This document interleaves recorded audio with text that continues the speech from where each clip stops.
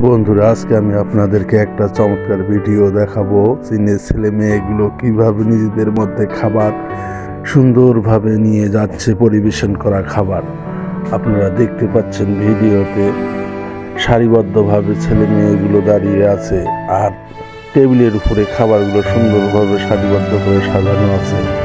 কত সুন্দর করে নিয়ম শৃঙ্খলার মধ্য দিয়ে ছেলে মেয়েগুলো চীনের আসতেছে এবং একজন একজন করে খাবার নিয়ে সুন্দরভাবে নিজ নিজ জায়গায় গিয়ে বসতেছে।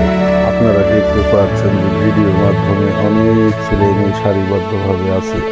এই সারিবদ্ধভাবে থাকার ফলে তাদের মধ্যে খাবার পরিবেশন করতে কোনো প্রকার ঝামেলা হয় না এবং তাদের খাবার খেতেও কোনো সমস্যা হয় না। আমরাও কি এভাবে আমাদের নিজেদের মধ্যে খাবার এভাবে সুষম শৃঙ্খলার মধ্যে বন্টন করতে পারি না?